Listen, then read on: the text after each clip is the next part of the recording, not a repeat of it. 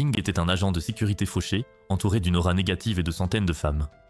Cependant, tout a changé lorsqu'il a sauvé une sorcière séduisante avec le baiser de la vie, mais a accidentellement absorbé ses pouvoirs. Désormais, il devient plus fort à chaque fois qu'il s'implique avec elle. Tout a commencé lors d'une nuit terrible, alors que Ying patrouillait sur le toit et tombait sur une mystérieuse jeune fille dans les airs. Mizu, qui était en train d'activer une tribulation céleste, s'est immédiatement déconcentré, en le regardant, a soudainement été frappé par la foudre, la renvoyant inconsciente au sol. Au début, Ying a fait semblant de ne pas la voir, mais il a changé d'avis pour tenter le fameux ronronnement qu'il avait vu dans les films. Il a plongé sa bouche sur la sienne immédiatement, provoquant une lueur qui a illuminé le ciel, mais quelques secondes plus tard, Mizu a ouvert les yeux sur son visage laid et l'a giflé. Pris de panique, il a essayé d'expliquer que tout cela était un malentendu, mais elle l'a accusé de lui avoir volé son premier baiser.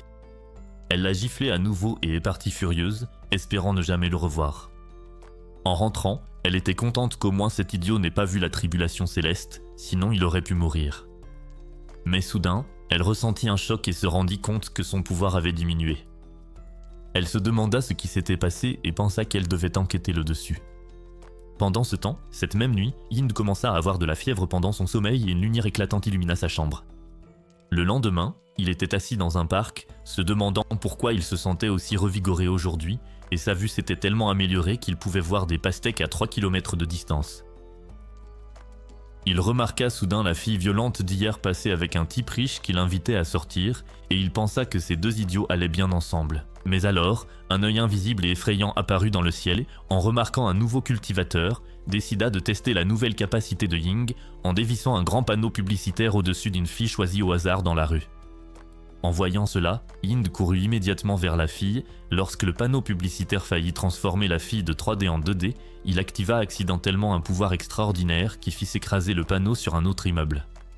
Cependant, il s'est effondré juste après. Il s'est réveillé dans une chambre d'hôtel, attaché à un lit, avec Mizu le touchant à des endroits sensibles. Elle a ouvert les boutons pour qu'il puisse voir ses attributs féminins, mais quand elle a vu qu'il agissait de façon maladroite, allez, mec, elle a abandonné, disant que les techniques qu'elle avait apprises sur YouTube n'avaient pas fonctionné. Mizu lui a alors dit qu'elle allait récupérer ce qui lui appartenait, mais il ne se souvenait pas lui avoir pris quoi que ce soit. Alors, elle lui a rappelé la femme qu'il avait sauvée et a dit qu'il avait utilisé son pouvoir pour sauver cette femme. Mais Ying pensait toujours que Mizu bluffait. Mizu a alors révélé qu'elle était une cultivatrice et a activé une épée, menaçant de lui couper les couilles.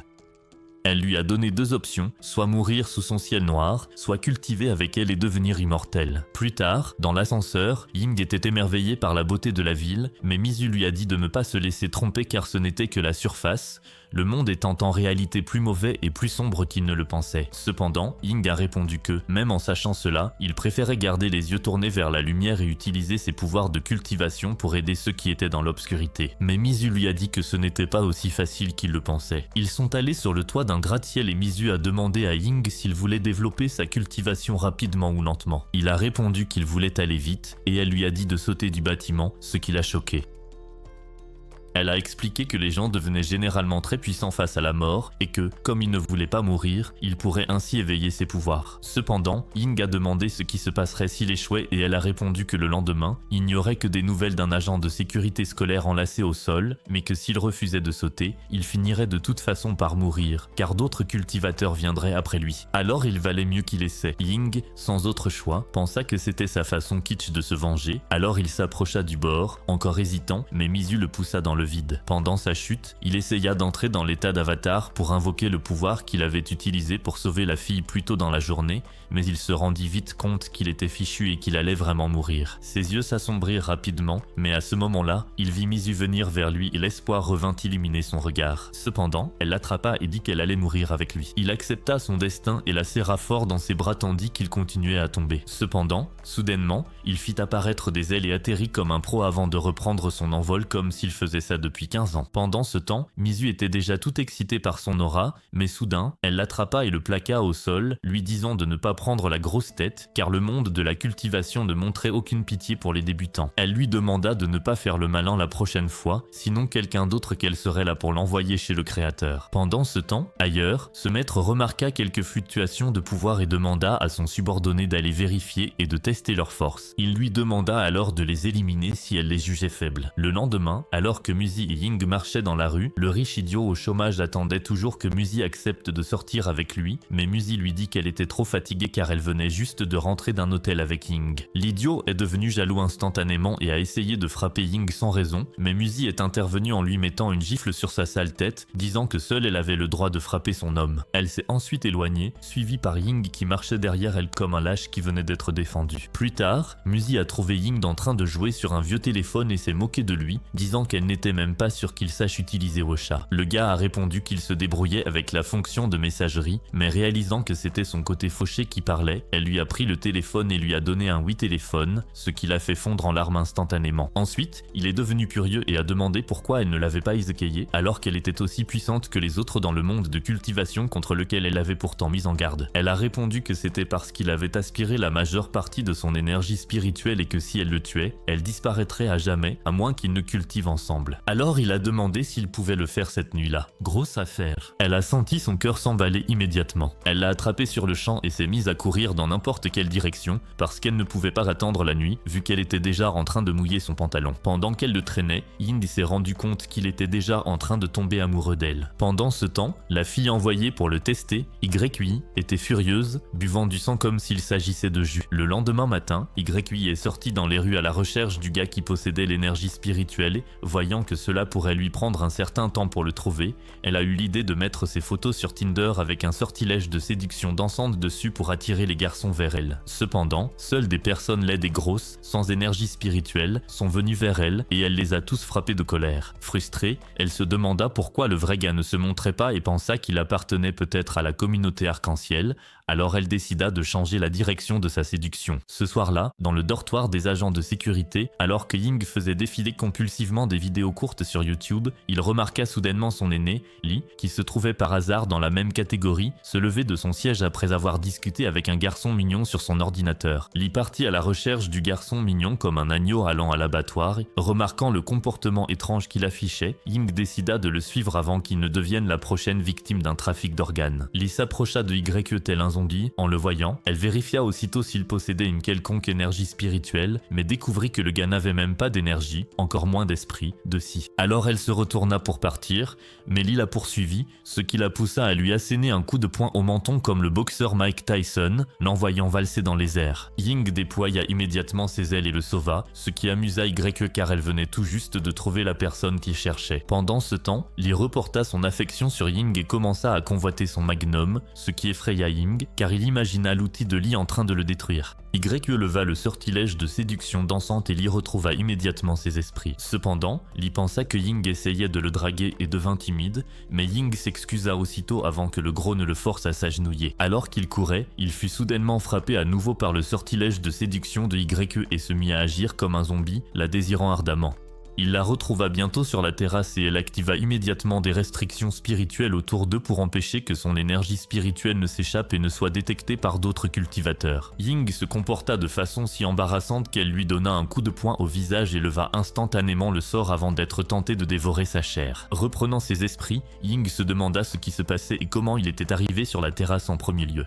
Weird. Elle invoqua alors une épée avec l'intention d'en finir avec lui, ce qui lui fit réaliser que ce que Mizu avait dit était vrai. Il tenta de s'échapper, mais elle l'attrapa et le jeta de nouveau au sol, lui retirant son pantalon au passage. YUI tenta de l'attaquer à nouveau, mais Mizu intervint à ce moment-là. En blessant Ying, elle le traita d'effronté pour avoir baissé son pantalon devant une fille, mais il répondit qu'il pouvait s'expliquer. Pendant ce temps, YUI révéla que Ying lui avait déjà fait une demande en mariage. Et, en entendant cela, Mizu lui ordonna de rester à genoux jusqu'à ce qu'elle ait fini de s'occuper de YUI. Cela fit vraiment réfléchir Ying sur à quel point il était inutile et bon marché. Quelques minutes après le début de sa punition, le clown aperçut les deux filles en train de se disputer et eut l'audace d'affirmer qu'elles se battaient à cause de lui, ce qui irrita tellement les filles qu'elles lui donnèrent immédiatement une bonne leçon en le faisant s'évanouir. Les deux filles se préparèrent à se battre et Mizu dit à Ying qu'elle communiquerait désormais avec lui par télépathie. YUI analysa leur niveau de puissance et découvrit que Ying était au stade intermédiaire de la condensation du QI, tandis que Mizu était au stade initial de l'établissement de la fondation. Cela fit perdre la tête à YUI, car ces deux faibles avaient eu l'audace de libérer de l'énergie spirituelle en public. Mizu utilisa son lien mental pour rappeler à Ying la leçon de cultivation qu'elle lui avait donnée lors de la dernière séance d'entraînement. Elle lui avait expliqué comment fonctionnaient les différents niveaux de cultivation et à quel point il y avait un fossé énorme entre chaque étape. Elle lui avait essentiellement dit qu'il serait envoyé dans l'au-delà s'il affrontait quelqu'un de plus fort, à moins d'avoir une arme spéciale pour rééquilibrer les choses. Y lança soudainement son attaque et Mizu comprit immédiatement que cette fille était en réalité au stade final de l'établissement de la fondation, ce qui signifiait qu'elle était bien au-delà de leur portée. Même si elle rejoignait Ying, elle serait quand même complètement écrasée, mais Mizu n'a pas abandonné, alors elle a invoqué son épée et s'est lancée dans le combat malgré tout. Les deux commencèrent à s'affronter dans un échange de combats intenses, puis Y dégaina son épée flamboyante et lança une attaque ardente, mais Mizu fit un tour de disparition et se téléporta juste au-dessus d'elle avant d'attaquer avec sa technique du ciel noir, faisant tomber Y au sol comme une météorite. Mizu cria à Ying de partir immédiatement et promit qu'elle le retrouverait plus tard. Les deux combattantes se sont affrontées à nouveau avec leur pouvoir, mais Y a complètement vaincu Mizu et l'a attrapée par le cou, puis elle l'a soulevée dans le ciel avant de la renvoyer sur terre comme si elle jouait au volley. Mizu est devenue extrêmement faible et a commencé à se tordre de douleur, mais Y n'en avait pas fini et a continué à la frapper, puis elle a invoqué une attaque encore plus puissante et l'a lancée sur la pauvre fille. Mizu a rapidement levé sa barrière de défense pour la bloquer, mais l'attaque était bien trop écrasante pour qu'elle puisse y faire face. Pendant ce temps, alors qu'elle s'enfuyait, Ying a finalement commencé à réfléchir et s'est rendu compte que Mizu ne sortirait jamais vivante de ce combat avec une telle différence de niveau de puissance. De l'autre côté de la ville, le maître de Y venait de rajouter d'autres victimes à sa collection et commença à envisager de récolter aussi l'âme de Y après son retour de mission. Il voulait l'utiliser pour franchir le dernier stade de la formation du noyau, car la loyauté ne signifiait rien pour lui. Mizu a continué à se battre de toutes ses forces, mais elle a fini par être violemment touchée. Y s'est approché d'elle et a essayé d'implanter quelques pensées toxiques dans son esprit, insinuant que Ying était un lâche pour s'être enfui et l'avoir laissé derrière,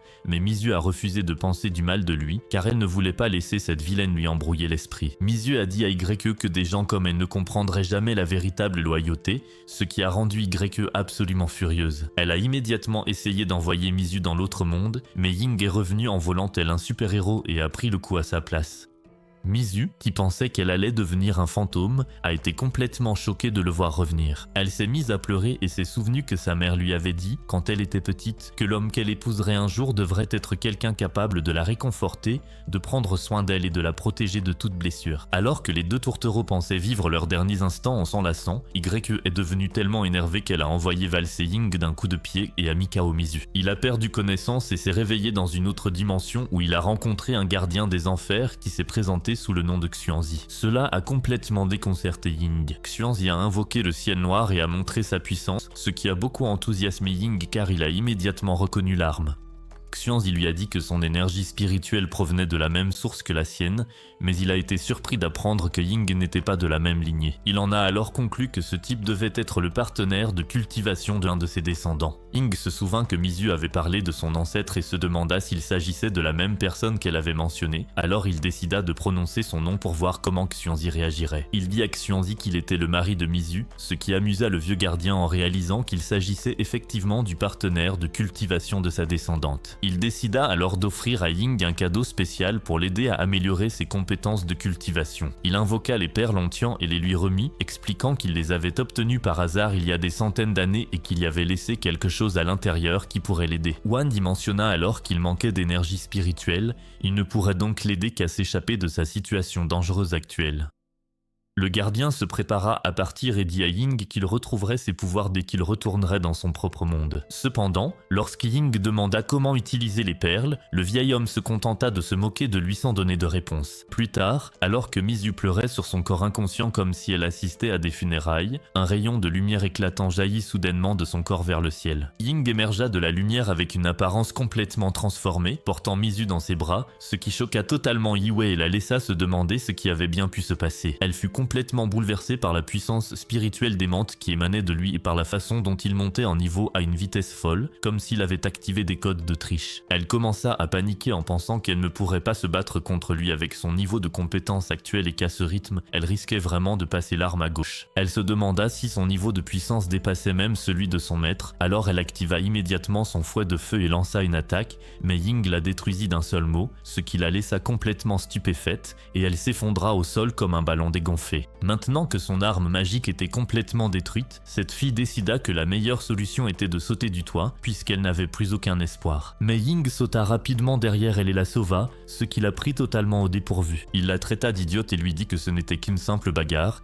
et qu'elle n'avait pas besoin de disparaître de la surface de la Terre pour quelque chose d'aussi banal. Il lui a suggéré qu'elle aurait simplement pu s'enfuir, ce qui était bien mieux que de finir écrasée sur l'asphalte. Quand ils sont revenus sur le toit, la gamine ingrate l'a poussée et lui a demandé ce qu'un faible comme lui pouvait bien savoir sur la cruauté du monde. Elle est partie, et tandis que Ying s'inquiétait pour son état mental, Mizu lui a dit de ne pas perdre son énergie à s'en soucier, puisque chacun avait déjà ses propres problèmes à gérer. Puis elle lui a pincé l'oreille et a commencé à l'interroger sur le pouvoir incroyable qu'il venait de montrer. Il a essayé de la duper en disant que c'était toujours son rêve de se donner en spectacle, mais elle n'a pas cru à son excuse bidon, alors elle lui a tapoté la tête et a commencé à le traîner quelque part. Plus tard, dans la chambre d'hôtel, elle lui a demandé pourquoi son pouvoir spirituel avait soudainement atteint des sommets, mais il a seulement raconté des bêtises pour éviter de révéler la vérité sur ce qui s'était réellement passé. Elle lui a dit que sa capacité à absorber son pouvoir spirituel était un vrai mystère, mais il a continué à faire semblant de ne rien savoir, alors elle a décidé qu'il était temps de passer à des techniques spéciales d'interrogatoire. Elle l'a attaché au lit et s'est installée sur lui, prête pour un peu d'action. Elle a dit que c'était la méthode de co-culture de la famille Lee, puis elle lui a donné un baiser. Elle lui a dit de ne pas paniquer et a expliqué que la méthode de co-culture pouvait équilibrer le yin et le yang, permettant au pouvoir spirituel de circuler à travers les deux corps. Après cela, il pourrait commencer le travail. Ying est entré dans une autre dimension. Étonnamment, il a trouvé la scène familière. Leurs pouvoirs spirituels se sont fusionnés. Soudainement, il a commencé à voir les souvenirs profonds cachés dans son esprit. Il s'est réveillé dans un champ étrange, apparemment à l'intérieur de la mémoire de Mizu, et a regardé autour de lui, se demandant où elle était. Puis il a aperçu une porte verrouillée et est allé vérifier.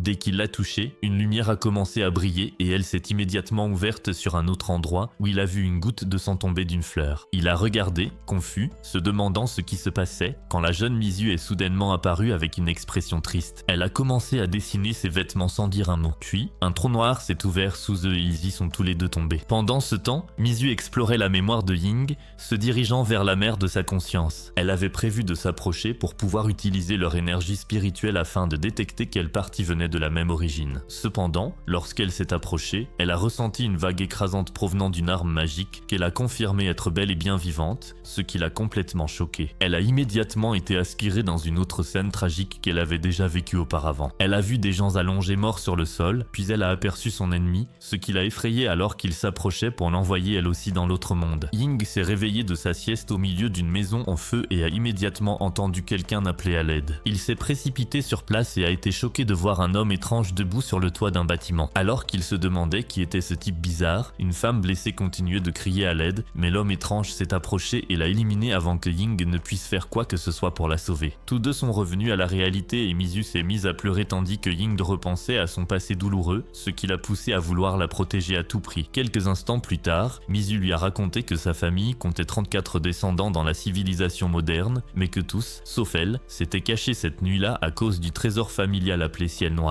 Elle ajouta qu'elle se vengerait un jour tant qu'elle continuerait à garder le trésor. Ying demanda quel était le niveau de cultivation de ce type et suggéra qu'ils pourraient s'unir pour le vaincre. Mais elle répondit que ce ne serait pas facile car il avait atteint le stade initial de l'âme naissante, ce qui faisait de lui le patriarche au niveau de cultivation le plus élevé et qu'il avait aussi avec lui 6 autres anciens au niveau d'âme indépendante. S'il l'affrontait maintenant, il se retournerait contre eux et les utiliserait pour le dîner. En entendant cela, Ying la rassura en disant qu'il l'aiderait à vaincre ce vaurien. Elle lui donna alors un baiser rapide sur la joue et il devint tout rouge de honte. Il décida alors de lui révéler son énergie spirituelle qu'il lui avait cachée jusqu'à présent. Mais elle lui dit de ne pas s'en faire avec ça, car elle n'avait détecté aucun secret dans sa conscience auparavant, mais plutôt une chaleur qu'elle n'avait pas ressentie depuis longtemps. Peu après, elle lui dit de partir, ce qui choqua cet idiot qui pensait déjà qu'il allait conclure ce soir-là. Sur le chemin du retour vers son poste de travail, il découvrit que les contentiens qu'il avait pris à Chancy avaient disparu, ce qui le plongea dans la panique à l'idée de devoir survivre dans ce monde de cultivation moderne sans aucun power-up. Cependant, en revenant dans sa chambre, il fut surpris de voir Yue allongée sur son lit en lingerie, l'attendant comme si c'était son tour ce soir-là. Elle lui dit qu'elle avait besoin d'un service de sa part, mais la façon dont elle était habillée n'aidait pas Ying à garder des pensées pures. Elle expliqua qu'elle n'avait nulle part ailleurs où aller et demanda si elle pouvait dormir dans son lit, ce qui le fit se demander où diable il était censé dormir alors. Lee saisit immédiatement l'occasion et proposa de partager son lit avec Ying, mais le gars préférait dormir sur le sol froid et dur plutôt que de se faire mal au dos à cause de l'impact. Le lendemain, une véritable parade de mecs pas du tout attirants, qui semblaient tous être tombés sous un sortilège de séduction dansante, s'est alignée devant Yue pour l'inviter à sortir, mais elle commençait à se frustrer de n'attirer que des losers complets. Un autre prétendant moche est arrivé dans sa voiture et a failli écraser un des autres gars. Ce bonnet a aperçu Mizu s'approcher et s'est tout de suite mis à agir comme un petit chien amoureux, l'invitant à sortir. Mais Mizu l'a rejeté sèchement, lui disant qu'il était bien trop moche et qu'il devrait prouver qu'il pouvait prendre soin d'elle et la protéger toute sa vie s'il voulait espérer être son petit ami. Elle a alors suggéré que YE serait parfaite pour lui, mais YE a aussi rejeté l'idée, disant qu'elle ne voulait pas d'un faible gâté qui ne pourrait pas la protéger. L'un des prétendants moches s'est proposé comme candidat idéal,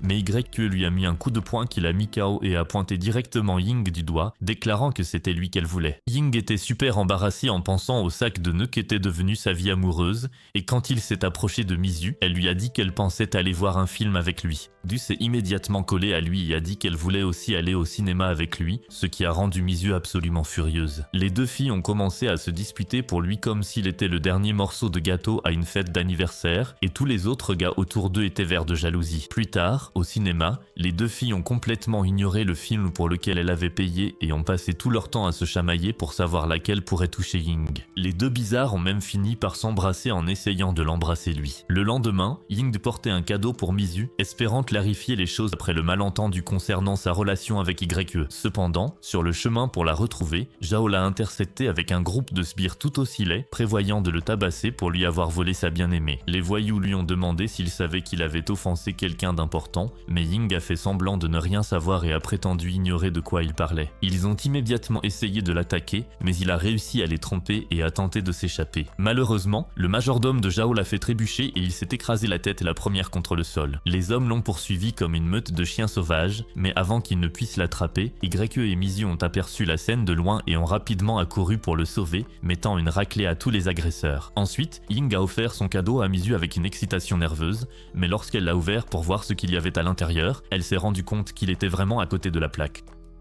Il lui a expliqué qu'il était inexpérimenté, car c'était la première fois qu'il offrait un cadeau à une fille, et il pensait que toutes les filles adoreraient recevoir des poules en cadeau. Mizu fut déçu par son total manque de bon sens et il commença à lui demander pardon, tout en proposant de lui offrir un autre cadeau tout aussi ridicule. Pendant ce temps, YE observait la façon dont les deux interagissaient, devint jalouse de leur évidente complicité et décida de les laisser seuls ensemble. Au même moment, son maître se trouvait au sommet d'un immeuble, l'observant et espérant qu'elle ne le décerait pas. Après cet échange de cadeaux embarrassants, Mizu et Ying marchèrent ensemble en discutant du cadeau qu'ils venaient de lui offrir. Ils aperçurent YE marchant seul devant eux, semblant être la personne la plus solitaire du monde. Ying trouva qu'elle ressemblait exactement à ce qu'il était autrefois, toujours seul et sans amis. Il dit à Mizu qu'il voulait aller lui parler et elle accepta. Alors il courut pour rattraper la fille triste. Il lui proposa d'être son ami, mais YE repoussa sa main et dit que s'il n'avait pas obtenu ce grand bien de pouvoir la veille, elle aurait envoyé lui et Mizu directement dans l'au-delà sans hésiter. Elle révéla aussi que la seule raison pour laquelle elle s'était rapprochée de lui, c'était parce qu'il possédait une énergie puissante et pouvait servir de garde du corps personnel contre le danger. Cependant, il lui dit de ne pas s'en faire avec ça, car il la protégerait de toute façon, mais elle demanda si c'était Mizu qui l'avait envoyé pour jouer avec ses sentiments. Il répondit qu'elle avait complètement mal compris le caractère de Mizu et expliqua qu'il était entré dans son monde spirituel et avait découvert qu'elle portait sur ses épaules l'énorme fardeau de la mort tragique de sa famille. Il dit à YE que Mizu se sentait elle aussi seule, tout comme eux, malgré son apparence dure. YE admit qu'elle pensait que Mizu n'était qu'une princesse riche et arrogante qui méprisait tout le monde, mais il expliqua que Mizu ne faisait que garder une façade forte en public et qu'il était littéralement la seule personne sur qui elle pouvait vraiment compter pour avoir du soutien. YE comprit que c'était pour cette raison qu'il était si désespérément déterminé à protéger Mizu à tout prix et il lui promit qu'il ferait de son mieux pour la protéger elle aussi, parce que désormais, il était de vrais amis. Cependant, elle fut toute déstabilisée par sa gentillesse et s'enfuit en courant comme un lapin effrayé,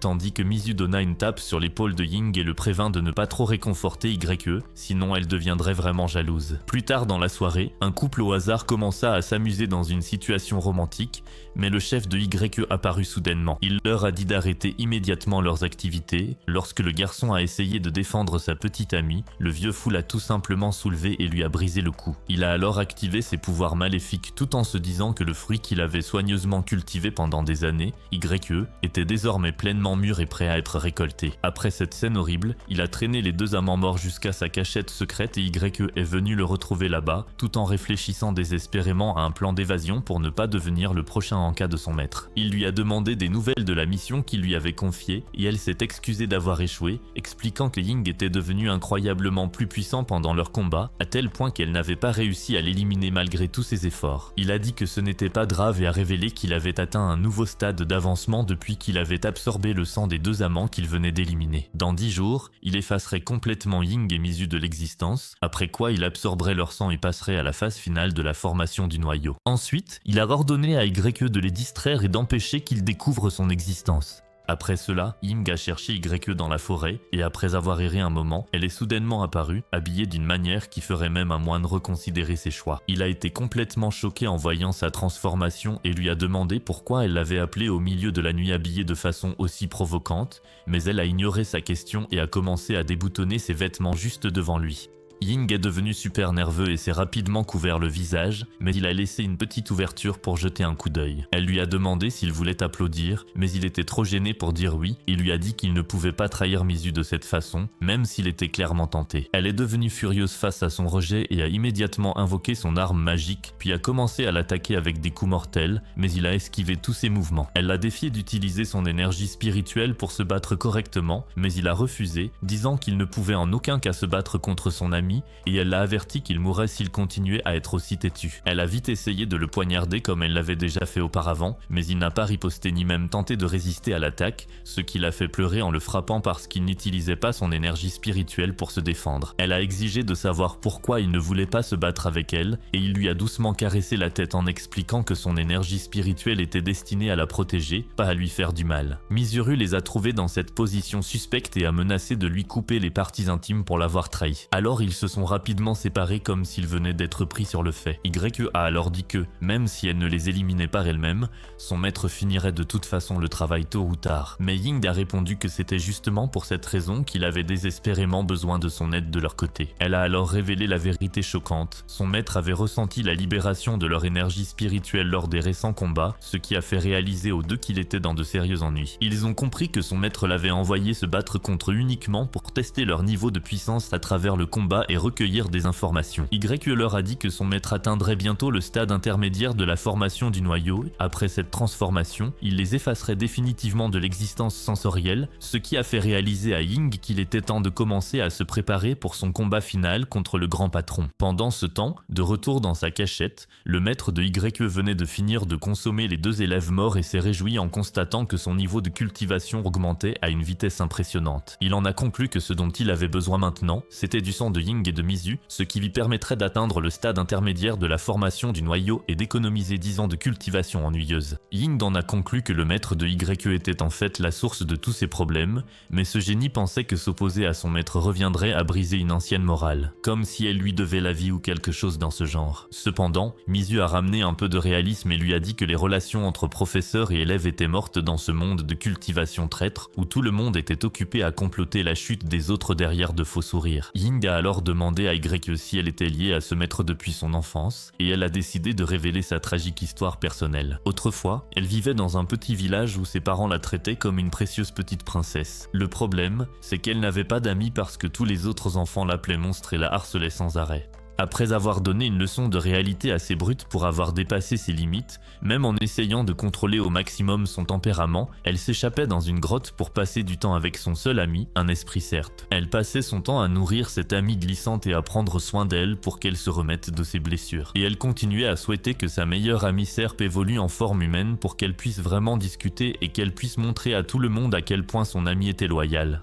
Elle pensait qu'elle serait amie pour toujours, mais la vie avait d'autres plans qui allaient les séparer. Un jour, alors qu'elle se rendait à la grotte pour sa rencontre habituelle avec les serpents, elle croisa un voyant qui était occupé à duper une foule de personnes naïves avec ses fausses prédictions. Ce vieux charlatan l'aperçut soudainement en train de passer et tenta de l'arrêter, mais elle passa rapidement devant lui car elle n'avait aucun intérêt pour ses balivernes. Cependant, alors qu'elle continuait à marcher, le vieil homme se mit à bavarder sur le fait qu'elle avait un corps spécial et lui proposa de lui enseigner la voie du Tao. Mais YE ne prétendait prêtait aucune attention à son baratin de vendeur et ne pensait qu'à la nourriture qu'elle devait apporter à son ami. Le vieil homme continuait de parler. Soudain, il la prévint de rester loin de ce monstre qu'elle appelait ami, ce qui la fit s'arrêter net. Il ajouta que cette créature serait la raison pour laquelle elle perdrait tout ce qui lui était cher si elle ne rompait pas immédiatement leur lien. Mais YE s'enfuit en courant car elle ne voulait pas entendre ses prédictions pessimistes. Elle courut jusqu'à la grotte et trouva du sang répandu partout. Horrifiée, elle se mit aussitôt à courir en direction de la ville. Elle trébucha et tomba la tête la première sur le sol, mais en levant les yeux, elle eut la plus grande frayeur de sa vie en voyant toute sa ville ressembler à un barbecue qui avait terriblement mal tourné. L'esprit du cercle semblait apparemment s'amuser, en voyant tout le monde en voyage express vers l'au-delà, sans aucune discrimination. YE retourna dans sa ville en flammes, envahi par une terreur pure, et commença à chercher ses parents parmi une multitude de corps éparpillés partout. Elle découvrit rapidement que ses parents aussi avaient reçu leur billet aller simple pour l'au-delà, et elle s'effondra en larmes comme si son monde venait de s'écrouler. Soudain, elle aperçut le voyant allongé là, tout blessé et peinant à respirer. Alors elle courut vers lui. Il révéla que l'esprit du cercle s'était échappé dans la forêt et mourut en essayant de lui dire d'aller traquer le monstre. YE continua de pleurer de façon incontrôlable, se blâmant d'être responsable de l'effacement de tout le monde de l'existence. Elle attrapa une barre de métal et partit directement dans la forêt pour chasser l'esprit du serpe. Mais lorsqu'elle arriva à la grotte, un type quelconque apparut et la traita d'idiote pour avoir tenté d'affronter l'esprit du serpe toute seule, comme si elle était une sorte d'héroïne de film d'action. Il s'excusa de ne pas avoir empêché le monstre de transformer son village en cimetière et lui dit qu'elle devait rester en vie, puisqu'elle était littéralement la seule personne qu'il restait de sa vie natale.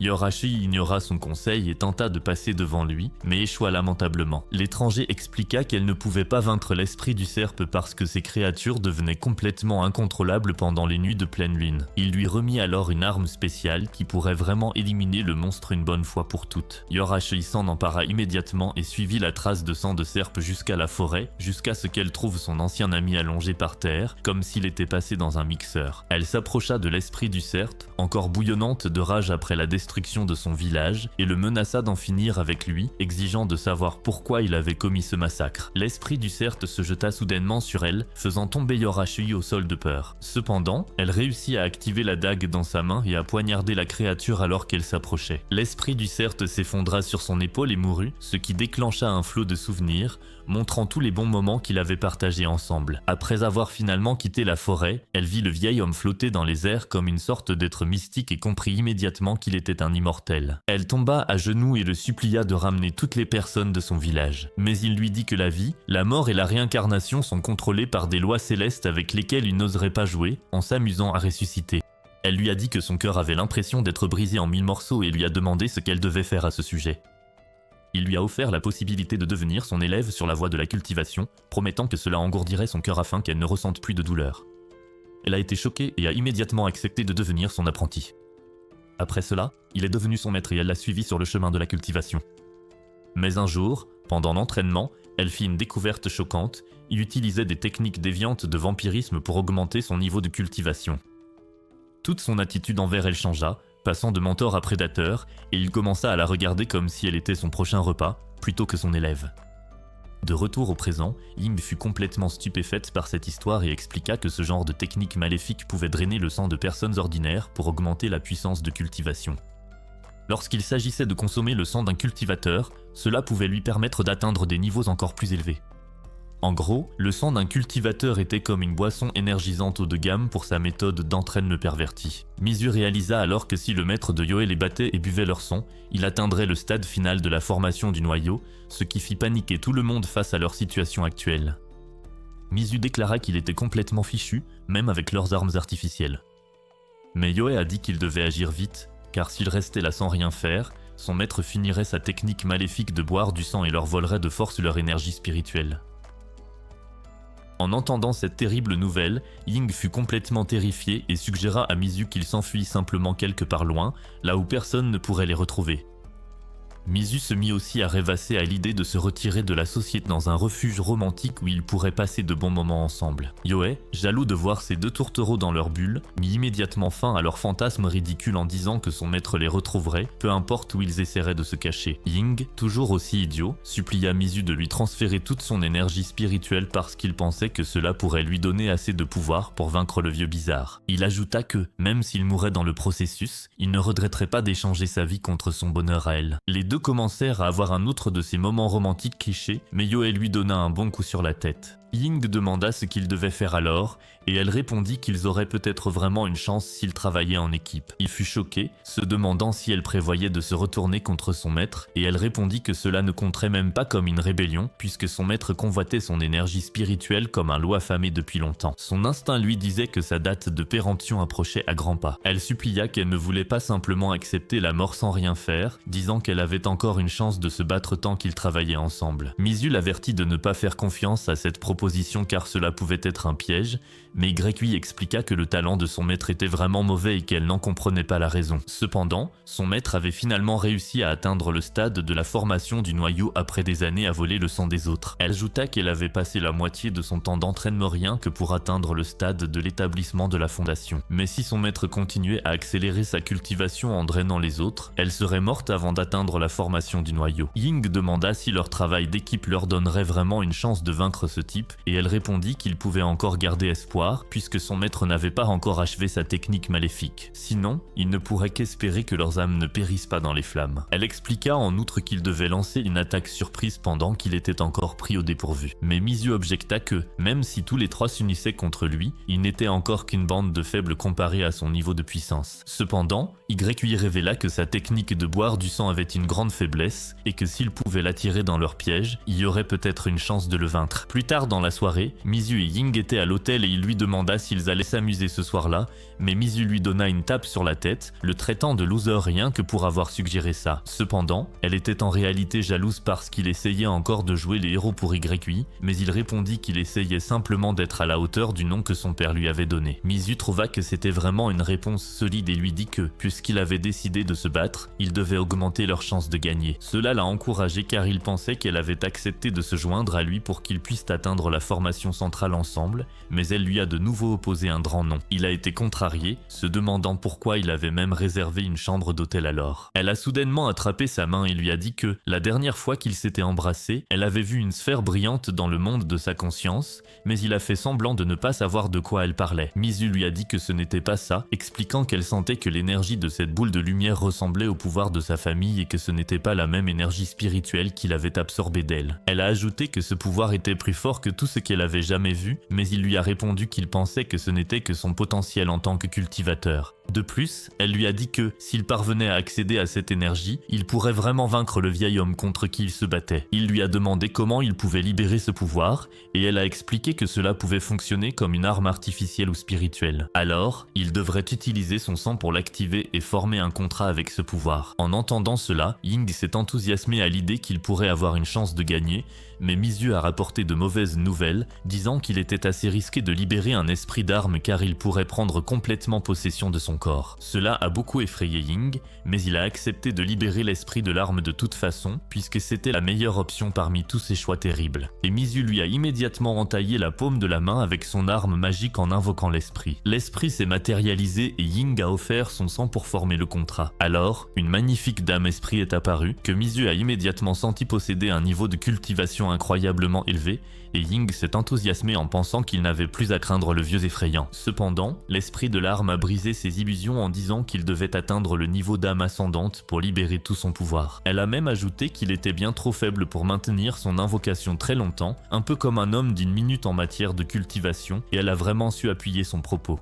Mizu lui a dit que son niveau de cultivation ne lui permettait même pas d'utiliser une fraction du véritable pouvoir, et le perdant a suggéré qu'il fasse quelque chose d'audacieux pour augmenter sa puissance, mais elle l'a de nouveau rejeté. Plus tard dans la soirée, Ying s'est dit que si elle ne pouvait pas utiliser son esprit d'arme pour se battre, elle pourrait au moins en tirer quelques avantages plus intimes. Alors il s'est de nouveau entaillé la paume de la main pour essayer de l'invoquer, mais il a eu du mal. Le lendemain, alors qu'il marchait en réfléchissant à leur stratégie pour vaincre le maître de YI, Zhao est réapparu avec 2 cultivateurs et a exigé qu'ils lui remettent Mizu s'il voulait continuer à respirer, mais il a répondu que la décision revenait à Mizu, ce qui l'a vraiment énervé. Zhao a ordonné aux 2 cultivateurs d'attaquer, et alors Alors qu'ils fonçaient sur lui avec des attaques dévastatrices, YI et Mizu sont soudainement apparus pour les bloquer. Toutes deux ont invoqué leurs armes spéciales. En voyant cela, les deux cultivateurs se sont enthousiasmés, ce qui a fait comprendre à YI et Mizu qu'il avait affaire à des chasseurs d'armes. Ils ont tous deux lancé des attaques avec leurs armes, mais les deux cultivateurs ont rapidement lancé des sorts qui ont neutralisé les attaques et capturé les deux, les empêchant d'utiliser leur pouvoir. Ying a essayé de se joindre au combat aussi, mais ils l'ont rapidement mis à terre. L'un des cultivateurs a menacé de l'effacer définitivement si YI et Mizu ne remettaient pas leurs armes. Ying a commencé à dire n'importe quoi et le type a décidé de le faire taire pour de bon. Mais au moment où il allait le poignarder, une lumière éclatante est soudainement apparue et son esprit d'arme est intervenu pour lui sauver la mise. Elle a également libéré Mizu et YI, ce qui a choqué les deux cultivateurs, qui ont alors immédiatement tenté de s'enfuir,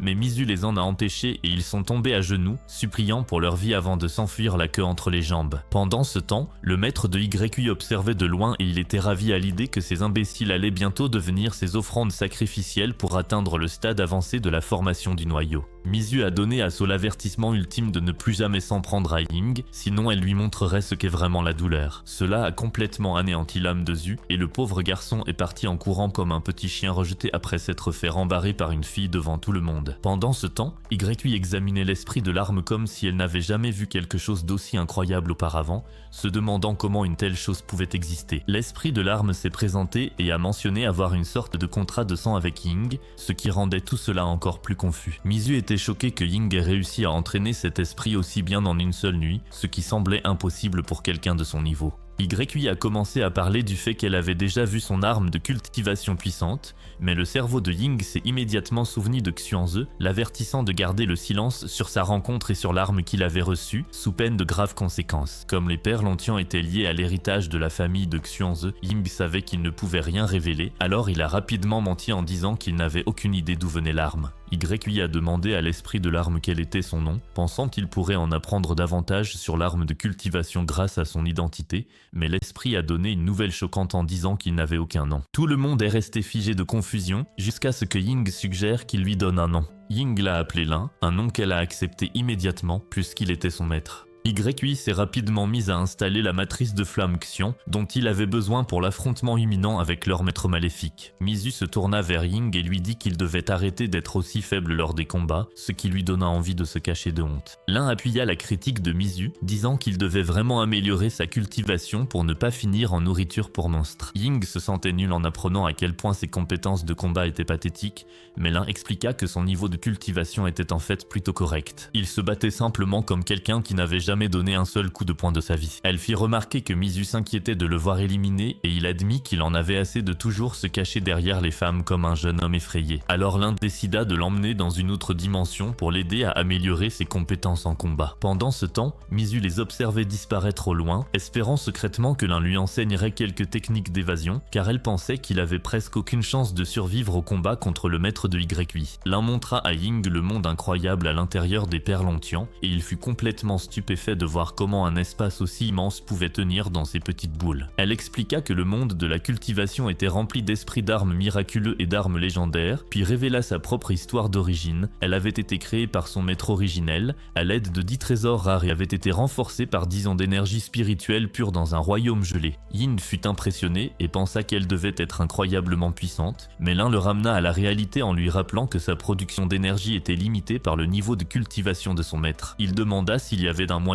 pour elle d'éliminer le monstre de la formation du noyau avec ses pouvoirs de haut niveau, et elle confirma qu'il existait effectivement une méthode, mais que cela signifierait qu'il ne pourrait plus jamais la revoir. Cette nouvelle le frappa de plein fouet, et il demanda aussitôt si cela impliquait de sacrifier sa vie, ce qu'elle confirma d'un simple oui. Elle expliqua que s'il fusionnait avec elle ou devenait trop intime pendant la cultivation, cela déclencherait une explosion massive qui transformerait des centaines de kilomètres en désert. Ying rejeta immédiatement cette idée, affirmant qu'il ne permettrait jamais qu'elle soit utilisée comme une arme jetable. Il demanda alors pourquoi il était encore si faible, malgré le fait qu'il possédait plus d'énergie spirituelle que Mizu, et elle lui expliqua la science derrière cela. Elle expliqua que la force d'un cultivateur provient de la conversion de l'essence du ciel et de la terre en énergie spirituelle, à travers des canaux d'énergie spéciaux dans le corps. Comme son énergie spirituelle provenait de sources extérieures, au lieu de son propre travail de cultivation, il ne savait pas vraiment comment l'utiliser correctement. Surpris par cette révélation, il demanda comment il pourrait apprendre à utiliser efficacement son énergie spirituelle actuelle. Lundi qu'elle avait une solution et se plaça derrière lui pour lui enlever ses vêtements, ce qui le fit paniquer et demander si c'était la même chose qui pouvait provoquer une explosion massive. Il a commencé à paniquer et à essayer d'arrêter ce qui était en train de se passer, mais l'un l'a regardé comme s'il avait perdu la tête, ce qui lui a fait réaliser que ses pensées étaient parties dans un territoire inapproprié et il s'est senti comme un parfait idiot. Elle lui a dit de s'asseoir et de fermer les yeux pour qu'elle puisse guider correctement son énergie spirituelle. Quand elle a commencé à passer ses mains au-dessus de son corps pour diriger le flux d'énergie, il est redevenu nerveux, mais elle lui a dit de se concentrer sur l'entraînement au lieu de se laisser distraire. Après qu'elle ait guidé l'énergie spirituelle à travers son système pendant un moment, il a été émerveillé de découvrir qu'il pouvait vraiment la contrôler. L'un lui a dit que sa rapidité d'apprentissage était impressionnante et qu'avec 5 à 10 jours de cultivation, il pourrait maîtriser l'utilisation de son énergie spirituelle. Il lui a dit d'arrêter de plaisanter car il avait une grande bataille qui approchait et il n'avait pas des semaines à consacrer à l'entraînement. Elle a révélé qu'il existait une autre méthode où elle pouvait transférer directement son énergie spirituelle en lui, ce qui lui permettrait d'utiliser sa puissance librement, immédiatement. L'inconvénient était que le processus serait extrêmement douloureux, mais Ying lui a dit d'y aller quand même, puisqu'il était désespéré. Elle a commencé à canaliser son énergie spirituelle dans son corps, ce qui donnait l'impression d'être frappé par la foudre à répétition. La douleur était si intense qu'il pensait qu'il pourrait s'évanouir,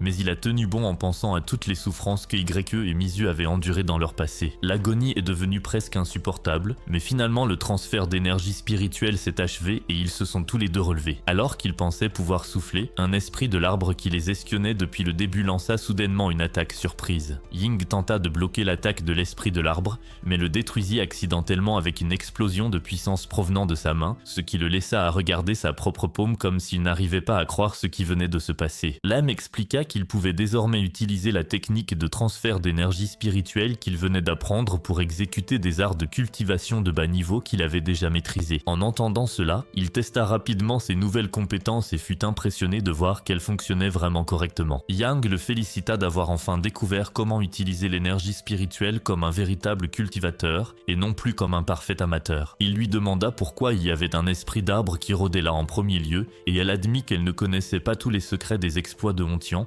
même après y avoir vécu si longtemps. Tout ce qu'elle pouvait lui dire, c'est que l'endroit était rempli d'énergie spirituelle, bien plus concentrée que tout ce qu'on pouvait trouver dans le monde extérieur, ce qui expliquait pourquoi des créatures aléatoires continuaient d'apparaître. Plus tard, Mizu les emmena dans une boutique de cultivation étrange qui avait l'air encore plus louche qu'une affaire de ruelle. Liang fut surpris qu'un endroit aussi douteux existe encore dans le monde moderne de la cultivation. Elle aperçut quelques marchandises pour adultes assez douteuses et demanda innocemment à quoi servaient ces objets. Alors, Ying inventa rapidement une histoire selon laquelle il s'agissait de trésors magiques utilisés par d'anciens cultivateurs, espérant qu'elle croirait à son explication. Et elle y a cru. Ils sont entrés dans la boutique et ont été accueillis par quelques employés qui essayaient trop d'être drôles, mais qui ressemblaient finalement à de vrais bouffons. Mizu s'est énervé face à leur jeu d'acteur amateur et a grillé l'ordinateur portable avec ses pouvoirs, ce qui les a choqués en réalisant qu'elle était vraiment une cultivatrice. La réceptionniste a eu l'audace de féliciter Mizu de s'endetter parce que ce PC était un MacBook, mais Mizu a fait un coup de maître en leur lançant sa carte de crédit VIP. Les deux réceptionnistes, gênés, ont failli s'évanouir en voyant qu'il s'agissait d'une carte VIP diamant doré ultra rare que seuls les clients les plus élitistes possédaient. Ils ont immédiatement décidé de l'escorter pour rencontrer le patron en personne, mais lorsque Ying et Lam ont essayé de les suivre, le personnel les a arrêtés et a dit qu'il n'autorisait pas les gens sans argent dans la section VIP.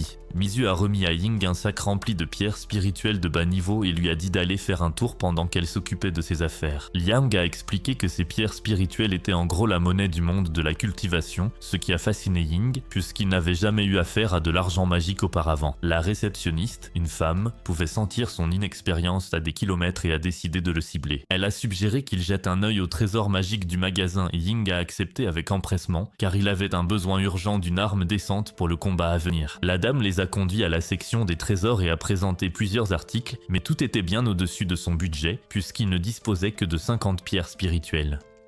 La réceptionniste lui a dit que, même avec sa remise généreuse, l'article le moins cher du magasin coûtait encore 300 pierres spirituelles. Ying était découragé et a dit qu'il préférait garder son argent plutôt que de le dépenser pour des babioles hors de prix, mais la réceptionniste n'était pas prête à laisser partir un client potentiel avec de l'argent non dépensé. Elle lui a dit qu'il pouvait lui offrir la chance de gagner des objets de grande valeur grâce à leur programme spécial, ce qui a immédiatement attiré son attention comme un poisson devant un appât. Elle a suggéré de jouer à un jeu de hasard où il pourrait pourrait gagner des trésors magiques précieux ou complètement inutiles avec seulement un petit investissement. Ying a demandé à Lin s'il devait participer et elle lui a donné le feu vert. Il a donc suivi la réceptionniste pour aller voir la sélection de prix. Pendant ce temps, le patron du magasin a examiné la carte VIP de Mizu et a été surpris de découvrir qu'elle était totalement légitime. Il lui a dit que, ces 100 dernières années, aucune famille à part la légendaire famille de cultivateurs Lin avait reçu une carte aussi exclusive. Le patron s'est présenté comme Mei Meizi, le directeur de la succursale, et Mizu lui a dit qu'elle voulait l'objet magique le plus précieux de tout son stock. Il a dit qu'il pouvait faire cela, mais seulement si elle donnait la carte VIP en paiement, ce à quoi elle a accepté sans hésiter. Pendant que Mei Meizi allait chercher l'objet, le réceptionniste au physique ingrat a demandé si c'était vraiment une décision commerciale intelligente. Mei Meizi ignora ses inquiétudes, expliquant que l'objet était de toute façon pratiquement inutile, puisqu'il ne pouvait protéger les utilisateurs que contre des attaques inférieures au niveau de l'âme naissante, ce qui en faisait une relique dépassée dans le monde actuel de la cultivation. De retour à la session de jeu, la réceptionniste montra à Ying et Lin une collection de boîtes scellées contenant des trésors précieux cachés. L'un lui dit qu'elle pouvait facilement briser les sceaux magiques, donc choisir le meilleur trésor ne serait pas un problème avec son aide. Ying s'enthousiasma et se mit à déambuler pour essayer de décider quelle boîte semblait la plus prometteuse. Lorsqu'il lui demanda son avis, l'un en choisit une qui paraissait complètement ordinaire et sans intérêt par rapport aux autres. Quand ils ont ouvert la boîte, ils n'ont trouvé qu'une vieille dague rouillée appelée âme du sang du dragon, ce qui a fait jubiler la réceptionniste interne, car elle pensait qu'il avait choisi le pire prix possible. Ying a testé l'arme en espérant libérer un quelconque pouvoir caché, mais elle semblait n'être qu'un vulgaire déchet qui aurait dû finir à la poubelle. Après qu'ils aient quitté la zone de jeu, la réceptionniste s'est précipitée vers le patron pour se vanter du profit facile qu'elle venait de faire avec ses clients naïfs. Mei Meizi a félicité son habileté à vendre et a demandé quel trésor se trouvait dans la boîte qu'il avait choisie. Lorsqu'elle mentionna négligemment qu'il ne s'agissait que d'une dague rouillée appelée l'âme du sang du dragon, Mei Meizi perdit aussitôt un peu de sang en réalisant qu'il venait tout juste de donner accidentellement l'un de leurs objets les plus précieux et légendaires à un couple de clients sans méfiance.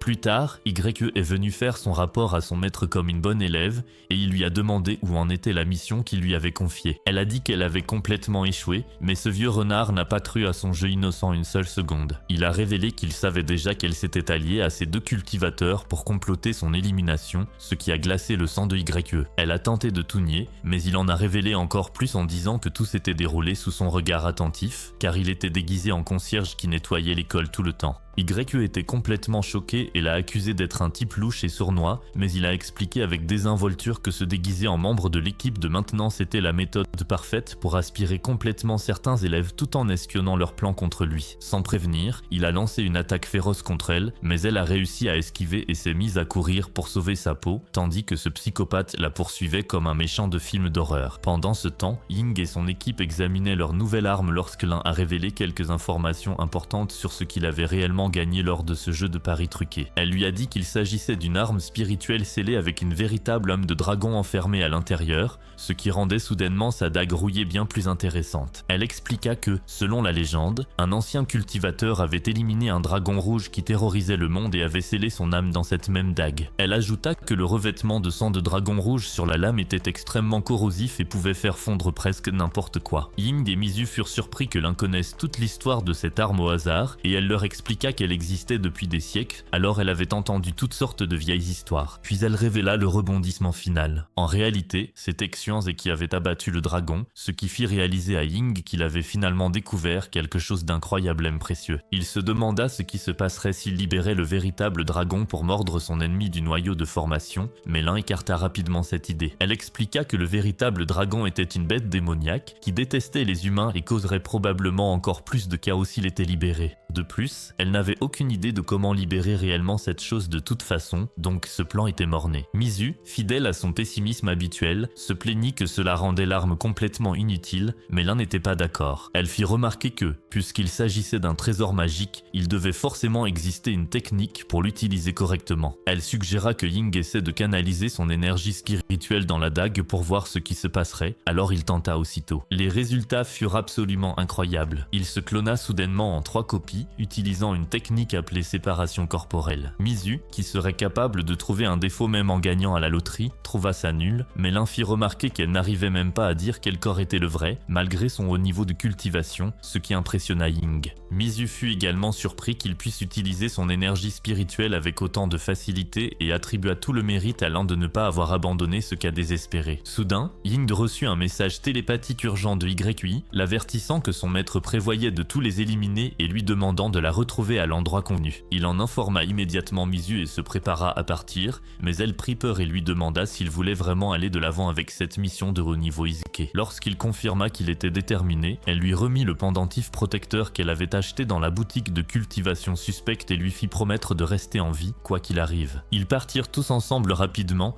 Ying étant déterminé à protéger Mizu à tout prix. Le maître maléfique continuait de traquer YUI comme un chien de chasse et il révéla que c'était son plan machiavélique depuis le jour où il l'avait prise comme élève. Il avait toujours eu l'intention de l'éliminer un jour afin de pouvoir atteindre le stade avancé de la formation du noyau, ce qui rendit YUI absolument furieuse d'avoir été trompée pendant si longtemps. Pendant ce temps, Mizu dit à Ying qu'il n'était pas assez fort pour vaincre l'ennemi et suggéra qu'ils essaient de découvrir comment utiliser la formation en réseau, car c'était leur seul espoir de victoire. Cependant, Ying avait le sentiment que quelque chose n'allait vraiment pas dans toute cette situation. Même s'il n'arrivait pas à comprendre exactement quoi, le cultivateur maléfique finit par acculer YUI lorsqu'elle se retrouva sans aucun endroit où fuir. Et comme elle n'avait plus nulle part où aller, elle décida de se battre de toutes ses forces. Mais ce novice arrogant affirma qu'elle n'avait aucune chance de victoire face à quelqu'un de son niveau. Il lança une attaque contre elle, mais Ying intervint avec une contre-attaque parfaitement synchronisée, ce qui la sauva d'une élimination certaine. Le cultivateur maléfique remarqua que Ying utilisait la technique de séparation du corps, mais il ne sembla pas impressionné et lança une attaque dévastatrice appelée paume sanglante, qui visait les trois. YUI et Mizu se précipitèrent pour se défendre, mais ils furent tout de même sérieusement blessés. Ying attaqua avec ses clones, tandis que YUI et Mizu enchaînèrent avec leur propre technique spéciale, mais le vieux monstre bloqua tout ce qu'ils lui lancèrent. YUI se rendit compte que sa défense était très solide et qu'il devait trouver une faiblesse à exploiter, alors ils décidèrent de coordonner leurs attaques, mais ce vieux tordu s'amusait à regarder leurs tentatives désespérées, les provoquant sur leur naïveté face au véritable pouvoir du niveau de formation du noyau en cultivation. Bientôt, il les domina complètement, ce qui poussa Ying à envisager d'utiliser le véritable sang de dragon sur sa dague comme dernier recours. Il s'élança contre l'ennemi avec une attaque directe de poing, mais au moment précis où leurs attaques se sont percutées, il invoqua rapidement sa dague et parvint à percer la défense du méchant, infligeant une petite blessure à sa poitrine. Le vieux psychopathe fut complètement choqué que quelqu'un puisse réellement le blesser au niveau de la formation du noyau et commença à se demander quel genre d'arme folle Ying maniait. Il fonça comme un maniaque, attrapa Ying à la gorge et commença à drainer son énergie spirituelle comme une sorte de vampire énergétique. Mais alors, Ying disparut soudainement dans les airs et l'un de ses clones apparut pour attaquer le vieil homme confus, lui faisant réaliser qu'il étranglait un faux depuis le début. Ce que ce vieux fou ne savait pas, c'est que la dague sang de dragon possédait une capacité encore plus puissante. Cela permettait à l'utilisateur de transférer son âme entre différents corps, ce qui signifiait que Ying pouvait en gros se téléporter hors de danger en changeant de clone dès que la situation devenait compliquée. Le vieux monstre décida d'arrêter de jouer et activa sa technique suprême, appelée l'art du démon, qui commença à les attirer vers lui tout en drainant simultanément leur sang et leur énergie spirituelle, comme l'aspirateur le plus terrifiant du monde. Ying appela immédiatement Liang, qui contre-attaqua la technique mortelle et les sauva d'être transformés en coquilles vides. Elle créa une barrière protectrice autour d'eux et dit à Ying qu'elle ne pourrait retenir ce psychopathe que pendant environ 2 heures avant que ses forces ne s'épuisent. Le vieux démon tenta de découvrir à quel niveau se situait la cultivation de Liang, mais comme il n'arrivait pas à le sentir correctement, il supposa qu'elle bluffait et lança une nouvelle attaque qui brisa sa barrière. Cependant, Liang renforça immédiatement la barrière, ce qui choqua le vieil homme en réalisant que ce n'était finalement pas une menace en l'air. Mais la barrière commença à rétrécir sous la pression, ce qui enthousiasma le cultivateur maléfique, car il pensait que la victoire était à sa portée. Il se mit à lancer attaque sur attaque contre la barrière tout en se demandant pourquoi quelqu'un avec un niveau de cultivation aussi élevé ne réagissait pas. Finalement, il raisonna et comprit que Liang devait être un esprit d'arme, ce qui expliquait pourquoi elle ne pouvait que se défendre et non attaquer. YUI fut choqué de découvrir la véritable nature de Liang et dit à ses amis qu'il devait s'échapper immédiatement pendant que Liang occupait le monstre. Ils coururent dans la forêt pour mettre en place la formation nécessaire afin de piéger cet idiot, et une fois arrivés dans un endroit sûr, Ying réabsorba Liang dans son corps, là où elle appartenait. Après un certain temps, le vieil homme les rattrapa et fut surpris de voir qu'il avait cessé de courir comme des lapins réfléchis effrayés. Il s'avança vers eux avec une intention meurtrière et YUI commença immédiatement à lancer le sort pour activer leur piège. Le cultivateur maléfique tomba directement dans le piège et se mit à lutter contre les liens magiques, alors Ying et Mizu lancèrent rapidement leurs attaques pendant que le fer était encore chaud. YUI utilisa également sa technique la plus puissante, mais tout le monde resta sans voix lorsque le vieil homme se libéra soudainement et les projeta en arrière comme s'ils n'étaient que de simples mouches agaçantes. YUI exigea de savoir pourquoi le plan qu'il avait élaboré avec tant de soin n'avait eu aucun effet sur lui, et il se mit à rire comme le maître du crime qu'il était. Il révéla qu'elle avait dû étudier en secret ses techniques d'art du démon à partir de son manuel personnel, mais il dévoila alors le rebondissement final. Toutes les faiblesses et contre-mesures écrites dans ce livre étaient complètement fausses. Il avait délibérément inclus de fausses informations pour la tromper et la pousser à utiliser une formation d'arrêt spécifique qui, en réalité, augmenterait la puissance de son art du démon au lieu de l'affaiblir. En gros, il venait de lui offrir la configuration parfaite pour les éliminer et voler toute leur énergie spirituelle. YUI et Mizu réalisèrent qu'elles étaient tombées dans le piège le plus élaboré du monde et qu'elles étaient complètement condamnées, alors elles recommencèrent à fuir pour sauver leur vie. Alors que le vieux démon essayait de les empêcher de s'échapper, Ying appela une fois de plus Viang pour bloquer son chemin et donner à ses amis une chance de s'enfuir. Le cultivateur maléfique observa sa proie s'enfuir et commença à réfléchir à des moyens de les empêcher d'échapper à son emprise. Soudain, il appela YUI et se mit à parler du massacre qui avait détruit son village des années auparavant, ce qui la fit se figer sur place comme si elle avait été frappée par la foudre. Il commença à raconter l'histoire la plus compliquée de toutes, expliquant qu'il y a 20 ans, il traquait l'esprit du serpent jusqu'à son village parce qu'il voulait mettre la main sur le noyau de la créature, mais il ne s'attendait absolument pas à tomber sur une Yunjin qui avait déjà atteint le stade avancé de la condensation du QI, ce qui était complètement fou pour quelqu'un d'aussi jeune. Il découvrit que YUI possédait un corps spécial capable de cultiver automatiquement depuis la naissance, ce qu'il considérait comme le plus grand jackpot pour corriger son propre talent de cultivation désastreux. Ce malade s'est déguisé en voyant et a essayé de convaincre la petite YUI de partir avec lui, mais lorsqu'elle a refusé, il a élaboré le plan le plus diabolique imaginable. Il a décidé de massacrer tout son village alors qu'il était déguisé en esprit du serpent et il a même utilisé une herbe magique capable de rendre l'esprit du serpent complètement incontrôlable. La petite fille innocente a cru que son meilleur ami avait éliminé tout ce qu'elle aimait et elle le supplia de l'aider à se venger, ce qui lui a donné l'occasion parfaite de la manipuler pour qu'elle le suive et s'entraîne sous sa direction tordue. Le vieux psychopathe a alors révélé son coup final. Non seulement il a réussi à tromper YUI pour qu'elle devienne son élève, mais il a aussi obtenu le noyau de l'esprit du serpent au milieu de tout ce chaos. Entendre cela a complètement brisé le cœur de YUI et elle s'est mise à pleurer en pensant que son seul ami avait été utilisé comme une arme contre sa propre famille. La colère et la trahison l'ont frappée comme un train lancé à toute vitesse et elle a invoqué l'Éphir en fonçant de nouveau vers ce monstre qui avait détruit toute sa vie. Ying l'a suivi de près pour la soutenir et lorsqu'YUI s'approcha du vieux démon avec des attaques furieuses, il bloqua son assaut avec une barrière puissante, comme si de rien n'était. Mais pendant que ce vieux arrogant était concentré sur YUI, Ying surgit de nulle part et le poignarda avec l'âme du véritable sang de dragon qui parvint à percer ses défenses. Le vieil homme entra dans une rage folle et activa une technique de contrôle insensée qui commença à manipuler le climat lui-même. Pendant ce temps, dans le ciel, Zhao volait à bord de son jet privé avec son majordome lorsqu'une turbulence soudaine frappa l'appareil, le condamnant à un atterrissage forcé. Le pilote a immédiatement attrapé un parachute et a abandonné tout le monde, laissant Zhao et son majordome devoir trouver leur propre plan de survie. Un autre passager, qui manifestement ne se souciait pas du bien-être de Zhu, s'est emparé du deuxième parachute et a tenté de se sauver, mais le fidèle majordome l'en a empêché et a insisté pour que son maître s'échappe en premier. Mais honnêtement, qui se souciait vraiment de sauver Zhu? Au fond, le passager égoïste s'est battu avec le majordome pour le parachute, qui malheureusement s'est déchiré et a envoyé le type s'écraser vers sa perte encore plus vite que l'avion n'aurait pu le faire. Le majordome aperçut un dernier parachute et attrapa son maître tout en essayant désespérément d'atteindre l'équipement de secours qui était sur le point de tomber de l'avion. Pendant ce temps, Mizu a eu sa propre idée folle et s'est envolée dans le ciel pour grimper sur l'appareil en chute avant d'activer sa technique suprême appelée châtiment du ciel. Elle a dirigé tout l'avion vers le vieux démon comme un missile guidé et quand il a vu ce désastre arriver, il a été choqué mais aussi reconnaissant que Mizu ne soit qu'au niveau de l'établissement de la fondation, sinon il aurait dû fuir pour sauver sa peau. Lorsque Mizu s'est approché avec son projectile d'avion, le vieux démon a immédiatement commencé à absorber l'énergie de la foudre du châtiment des cieux pour l'aider à percer jusqu'au stade final de la formation du noyau. Cela a été suivi par une énorme explosion du crash de l'avion qui a illuminé tout le champ de bataille, et Mizu a commencé à esquiver les attaques de foudre que le vieux monstre lançait contre elle. Le cultivateur maléfique a rassemblé un puissant éclair dans sa main et l'a lancé sur Mizu, ce qui l'a fait tomber du ciel. Ying s'est précipité pour la secourir, mais alors qu'il la prenait dans ses bras, le vieil homme a déclenché une autre attaque dévastatrice de foudre contre eux.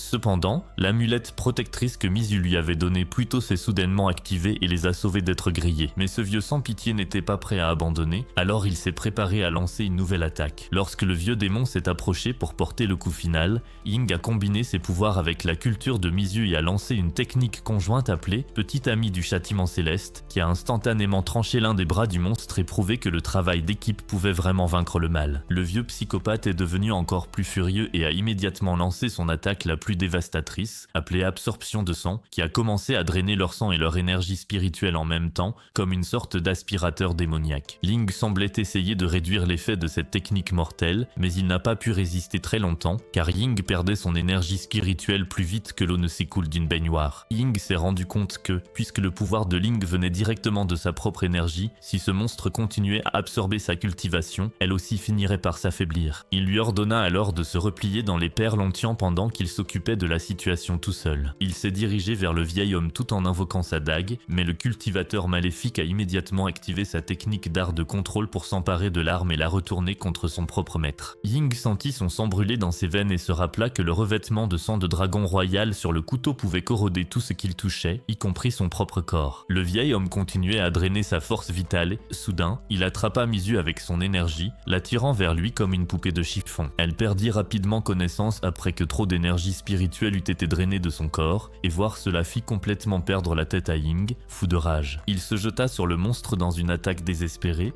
mais le vieil homme l'écarta facilement comme un insecte agaçant. Pendant ce temps, YE avait des hallucinations à propos de son ami esprit serpent et se blâmait d'être trop faible pour obtenir la vengeance qu'elle désirait depuis tant d'années. Ying vit Mizu allongé, immobile, sur le sol et saisit immédiatement à nouveau sa dague, mais cette fois, quelque chose de différent se produisit. Il se transforma alors que sa colère atteignait son paroxysme. Il s'est délibérément entaillé les bras avec la lame corrompue et a lancé la dague en l'air, puis il a provoqué le vieil homme pour qu'il absorbe tout le sang qu'il voulait. Cependant, son sang est d'abord passé par la dague flottante, ce qui l'a fait se corroder avant que le cultivateur maléfique n'absorbe inconsciemment la force vitale empoisonnée dans son propre corps. Le vieux monstre a immédiatement commencé à ressentir une sensation de brûlure qui se propageait à l'intérieur de lui et son visage a commencé à fondre comme si de l'acide rongeait sa peau, ce qui l'a complètement choqué. Cette réaction horrible a interrompu la technique d'absorption du sang. YE a immédiatement lancé une autre attaque contre lui, mais il avait encore assez de force pour esquiver son attaque et la projeter au loin d'un coup de pied, comme un ballon de foot. Il a ensuite essayé d'attaquer Ying, mais notre héros a bloqué le coup et a immédiatement foncé à toute vitesse. Le corps du vieil homme était rapidement rongé par le sang empoisonné, alors il a rapidement activé une technique de manipulation de la terre et a lancé plusieurs attaques contre Ying, mais rien ne pouvait plus l'arrêter maintenant. Il a brisé toutes les défenses et a avancé avec un élan irrésistible avant de planter la dague directement dans la poitrine du monstre. Le cultivateur maléfique a commencé à brûler de l'intérieur, dans son dernier souffle, a déclaré que son camarade disciple aîné viendrait venger sa mort. Il a également lancé une malédiction sur Ying, disant qu'il vivrait dans la peur constante pour le reste de sa vie. Mais Ying pensait que ce n'était que le désespoir d'un méchant vaincu. YE était extrêmement heureuse d'avoir enfin pu se venger pour son ami et sa famille après toutes ces années de souffrance. Ying s'est approché du corps inconscient de Mizu et a soudainement appelé un ancien inconnu qui fut surpris de réaliser que sa présence avait été détectée. Ying expliqua qu'il avait senti quelqu'un les observer depuis que Mizu était entré dans sa conscience et avait établi un contact avec les Perlontians. L'ancien mystérieux demanda pourquoi il se révélait maintenant et Ying répondit qu'il voulait de l'aide pour sauver la vie de Mizu. Lorsque l'ancien demanda pourquoi il devrait fournir son aide, Ying s'inclina profondément et promit de faire tout ce qui lui serait demandé. L'ancien révéla alors qu'il surveillait Ying précisément pour mettre la main sur les Perlontians, alors Ying invoqua immédiatement le précieux artefact et l'offrit sans hésiter. Mais l'ancien inconnu expliqua qu'il ne pouvait pas prendre les perles depuis cet endroit car il existait dans un espace dimensionnel différent. À la place, il proposa de conclure un contrat de 3 ans dans lequel Ying devrait lui apporter personnellement les Perlontians. Lorsque Ying demanda le nom de cet cet endroit mystérieux, l'ancien répondit que le révéler était interdit par les règles suprêmes de ce royaume et qu'il devrait découvrir les réponses par lui-même. Ying demanda alors ce qui se passerait s'il ne respectait pas les termes de cet accord, et l'ancien lui répondit froidement que la vie de Mizu serait perdue, ce qui lui donna des frissons dans le dos. Plus tard, après que Mizu se soit remise de ses blessures, elle l'emmena dans un jardin paisible où elle avait l'habitude de passer de bons moments avec sa mère. Dans ce cadre magnifique, il lui promit de la protéger et d'empêcher qu'il ne lui arrive à nouveau quelque chose de terrible. Et après avoir entendu sa promesse sincère, Mizu décida qu'il était enfin temps de récupérer son véritable premier baiser de sa part. Si tu es arrivé jusqu'ici, commente, repose en paix, Mizu, pour embrouiller les faux fans. Like cette vidéo, abonne-toi à cette chaîne et active la cloche de notification. On se retrouve à la prochaine.